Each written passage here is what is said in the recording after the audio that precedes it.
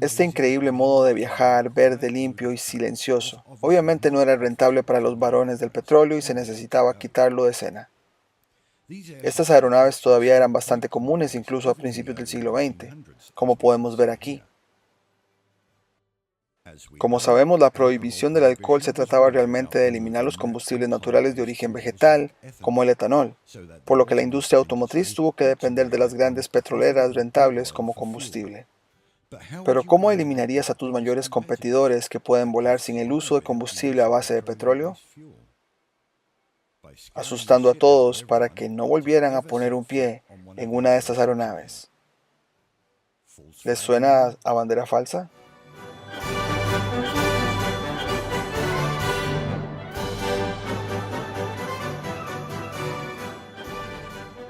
Bienvenidos a Desvendando Noticias. Hoy hablaremos de Luna Park.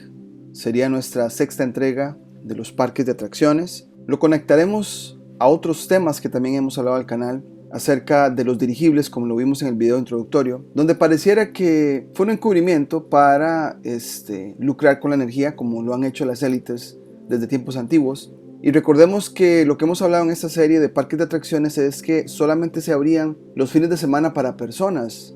Sin embargo, los textos no nos dicen para qué se usaban durante la semana. Creo que con esto que vamos a leer hoy podemos hacer algunas conexiones y saber y quizá pensar en qué pudieron usar esta área de parques de atracciones, entre comillas, durante la semana.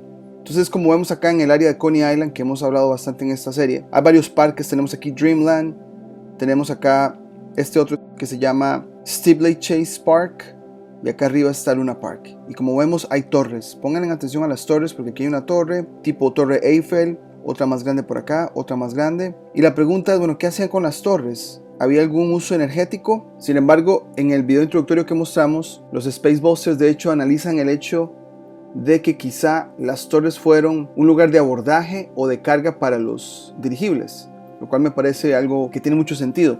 Y hoy vamos a hablar de un artículo. Había supuestamente una máquina o un ride, como se dice en inglés, donde la gente pagaba y tenía la experiencia de ir a la luna. Ahora, esto de ir a la luna tiene mucho que ver con programación predictiva. Al parecer, la élite estaba muy interesada en mantener esa narrativa del viaje a la luna o de un alunizaje desde años atrás. Pero antes de iniciar con este artículo, otro artículo que nos encontramos de La Capital, diario argentino, donde se llama El Apolo de Julio Verne. Van a ver que, bueno, la foto ahí del libro, pero dice aquí algo muy interesante. Bueno, que se cumplían supuestamente los 48 años del susodicho alunizaje, pero acá dice que Julio Verne no fue el primero que escribió sobre un viaje a la luna. Fue precedido, entre otros, por Luciano de Samosata en el siglo II, por Cyrano de Bergerac en 1657 y por Edgar Allan Poe en 1835. Pero su novela De la Tierra a la Luna coincide con la realidad en tantos detalles que para muchos de nosotros es el relato sobre los viajes a la luna por excelencia. Verne describe una misión organizada en Estados Unidos que lleva ¿a cuántos pasajeros? 3 pasajeros. Muy curioso, y este libro se escribe 100 años del supuesto alunizaje. Toma lugar en Florida. De eso vamos a hablar en otro video, ya adentrándonos más al libro de Verne. Y llega a la luna en 4 días, que de hecho este es el relato que nos cuenta NASA del 69 también. País organizador, cantidad de tripulantes, lugar de partida y tiempo de viaje coinciden con los de la misión Apolo 11. Entonces, Verne escribe esto alrededor de 1865, después de la Guerra Civil Norteamericana, de la cual hemos hablado bastante en el canal. Y si vemos en la línea del tiempo, estamos hablando de unos 35 años al final del siglo XIX y encontramos cosas de ese tipo. 1901, podías pagar 50 centavos para viajar en un ¿qué? Dirigible. Y empezamos con el artículo que dice: los pasajeros esperan ansiosos en el ornamentado vestíbulo del enorme puerto espacial. Pronto una señal indica que su nave espacial está lista para abordar.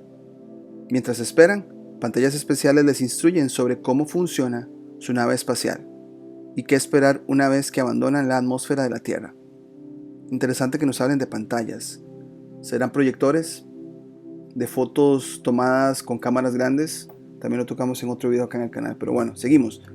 A bordo de la nave espacial gigante, tan lujosamente equipada como cualquier yate, pronto estarán en camino a unas vacaciones en la luna.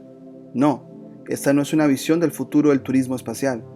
Es lo que sucedió en 1901, cuando la gente podía pagar $0.50 por un boleto para viajar al espacio. Ya había habido extravagancias espaciales en el escenario. Un viaje a la luna o a trip to the Moon en inglés, una obra basada en la novela clásica de Verne, apareció en el Booth Theatre de Nueva York en 1877. A esto le siguió un número de música y baile llamado en inglés A Trip to Mars o en español Un viaje a Marte. El éxito de estos puede haber inspirado al arquitecto Frederick Thompson a crear un espectáculo único llamado Un viaje a la Luna para la exposición panamericana que se celebró en Buffalo, Nueva York en 1901. Tenía varias ideas en mi cabeza, Thompson escribió, todo lo cual fue insatisfactorio hasta que se me ocurrió la idea de un dirigible e inmediatamente pensé, ¿a dónde llevaré el dirigible? Y entonces se me ocurrió, a la Luna. Haremos una pausa. ¿Será que ya se usaban para transporte? No nos quieren decir mucho de ese detalle, pero en los fines de semana, ¿para qué los podíamos utilizar? Bueno, ¿será que teniendo esto ya a la mano, simplemente se le dio un uso de entretenimiento, pero tenía otro uso aparte de ese, ¿no? Thompson no escatimó con gastos para crear la ilusión de un viaje a la Luna. Para albergar su espectáculo, erigió un edificio de 25 metros de altura y 40.000 metros cuadrados que, por pura opulencia, avergonzaba a los teatros de ópera europeos. La construcción costó la asombrosa suma de $84,000, en un momento en que se podía construir una casa cómoda por $2,000. Ahora, cuando nos hablan de que construyen un edificio, pues ya sabemos el patrón. Probablemente ya era un edificio construido, lo encuentran, escarban, le hacen algunos reajustes y lo restauran. Dice por acá que por 50 centavos, el doble del precio de cualquier otra atracción a mitad de camino, como la siempre popular Upside Down House, los clientes de la compañía de navegación aérea Thomson hicieron un viaje a la Luna en una nave espacial de 30 asientos llamado Luna. La nave espacial parecía un cruce entre un dirigible y un vapor de excursión, con la adición de enormes alas de lona roja que aletaban como las de un pájaro. Las alas se trabajaban mediante un sistema de poleas, y la sensación de viento la creaban ventiladores ocultos. Una serie de fondos de lona en movimiento proporcionaron el efecto de las nubes que pasaban y la Tierra se perdía en la distancia, efectos de iluminación y sonido añadidos a la ilusión. Thompson tenía 20 empleados a cargo del viaje, además de 200 actores, incluidas las personitas que interpretaron a los selenitas. Cada media hora, con el sonido de un gong y el traqueteo de la cadena del ancla, el Luna, un dirigible de acero fino del último modelo, según un periódico, se balanceaba de un lado a otro y luego se elevaba en el cielo bajo el poder de sus alas batientes. Los pasajeros sentados en sillas de vapor ven nubes flotando, luego un modelo de búfalo muy abajo, completo con la exposición en sí y sus cientos de luces parpadeantes. La ciudad pronto se pierde en la distancia cuando todo el planeta Tierra aparece a la vista. Pronto la nave está rodeada de estrellas centelleantes del espacio exterior. Después de sobrevivir a una terrible y espectacular tormenta eléctrica, la Luna y sus pasajeros se posan en un cráter lunar. Hay una imagen acá que la pasamos, pero es supuestamente donde estaba el dirigible y pues el cráter del que hablan, ¿no? Cuando los pasajeros abandonan la nave espacial son recibidos por selenitas, que los guían a través de un laberinto de estalactitas y maravillas minerales cristalizadas hasta la ciudad de la Luna. Allí, como cualquier visitante de Disney World, un siglo después se encuentran tiendas de souvenirs, muestras de queso verde y demostraciones de arte lunar. Finalmente son admitidos en el Palacio del Hombre de la Luna y un espectacular espectáculo escénico con fuentes iluminadas. Y el viaje ha terminado.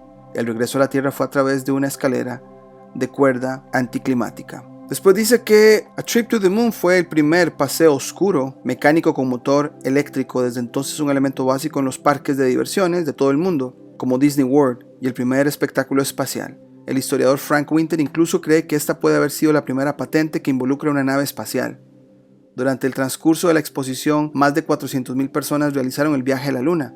Entre ellos se encontraban notables como el presidente William McKinley, el secretario de guerra Elihu Root, el secretario de Estado John Hay, miembros del gabinete, varios gobernadores estatales y jueces de la Corte Suprema. Incluso Thomas Edison hizo el viaje y felicitó personalmente a los ingenieros eléctricos de Thomson. El propio Edison jugó con la idea de inventar una nave espacial y su viaje en la Luna. También es posible que el cineasta George Méliès se haya inspirado a leer sobre el viaje, que tuvo un gran éxito y se informó en periódicos y revistas de todo el mundo. Ciertamente es bastante cierto que hay muchísimas similitudes entre su película clásica de 1902, Un viaje a la Luna, y el viaje de Thomson. Después del cierre de la exposición panamericana en 1903, Thomson trasladó el paseo al parque Steeplechase en Coney Island. Fue un éxito tal que el parque pasó a llamarse Luna Park, título que conservó durante los siguientes 40 años. Después el artículo cierra ya con algunas fotos de cosas interesantes. Acá un souvenir de ese lugar. con un poco de simbolismo ahí. Luego el artículo continúa con otra foto interesante. Dice acá que una descripción general de la exposición de Moonride. En la parte inferior de la derecha aquí está el parque y ven que pues hay bastantes máquinas interesantes, pero acá en la esquina está el lugar donde se iban para el Trip to the Moon y vemos que el dirigible está ahí con las alas, ¿no? La pregunta es, ¿quitaban las alas y lo usaban durante la semana? Puede ser. Seguimos, otro más, dice por acá, otra vista del Moonride, ahí en Coney Island, en Luna Park. Luego por acá, una ilustración, pasajeros a bordo del Luna. Después por acá, dentro de las cavernas de la Luna, aquí están pues los selenitas y las cavernas, conociendo al hombre en la Luna, supuestamente, en esta ciencia ficción que ya nos venían programando desde hace 100 años. Y acá la última, que se llama Un monstruo lunar. Después de leer el artículo de este supuesto ride o tour por la Luna de Coney Island y Luna Park, quería enseñarles esta colección de fotos del New York Times de fechas similares a la construcción o cuando ya estaba funcionando Luna Park y Coney Island, que revelan mucho de los dirigibles en Nueva York. Por ejemplo, acá dice que en los albores de la era de los rascacielos parecía como que si los edificios altos y los dirigibles estuvieran destinados a unirse. Usan pareciera, pero no nos dicen que sí lo hicieron así, ¿no? Esto es King's Dream de New York, una vista del Nueva York. ¿De qué fecha? 1915. Por acá otro muy interesante. Dice por acá que la nueva exposición de la Galería Keith de Lelis, Nueva York, una vista de pájaro, tiene una sorprendente variedad de vistas aéreas de la ciudad. Ninguna imagen es más llamativa que la del dirigible de la Marina de Los Ángeles atracando en el mástil de amarre del Empire State Building. De hecho, en el documental de los Spacebusters se habla de eso, o sea, las torres probablemente fueron centros de abordaje para estos dirigibles. Aquí un plano de la torre. Entonces ven que las torres y los dirigibles están muy conectados, aun cuando la narrativa oficial quiere decirnos que no. Entonces como que nos hacen leer entre líneas, ¿no? Ahora, por acá otro más. Dirigible Columbia, sobrevolando el mástil del Empire State Building en 1931, ya un poco más tarde, después de los incendios de los parques. Por acá un diseño más de la torre como tal. Dice que concepción de un artista. ¿Realmente es una pieza de arte o es un diseño de lo que fue la torre en sí, no?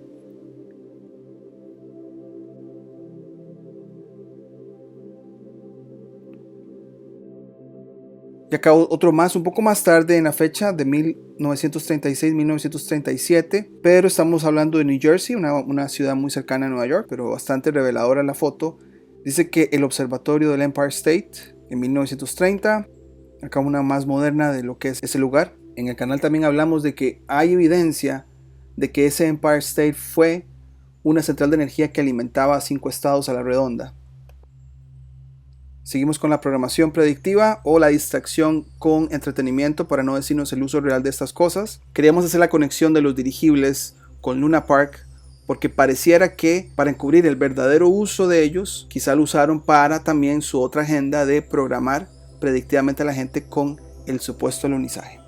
Entonces ahí está el artículo, nos da pues una idea clara de cómo querían seguir programando a la gente después de que Julio Verne escribe más o menos unos 40 años atrás su libro. Se mantiene como en la conciencia colectiva, en la programación. Los medios de comunicación, en este caso los periódicos, también hacían su trabajo, como que querían mantener la programación en la cabeza de la gente, y por esa razón el susodicho alunizaje de 1969 fue muy fácil de implantárselo a las masas y que se lo creyeran. También rescatamos lo de los dirigibles. Los dirigibles se estaban usando, al final de cuentas parecían un buen medio de transporte sin usar mucho combustible, sin usar mucha energía. No le convenía a la élite.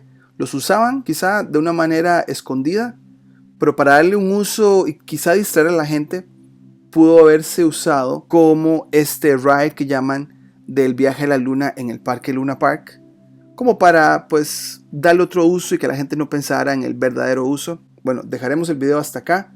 Cualquier otro comentario que le agregue a esta investigación me encantaría escucharlo, y nos vemos en la próxima.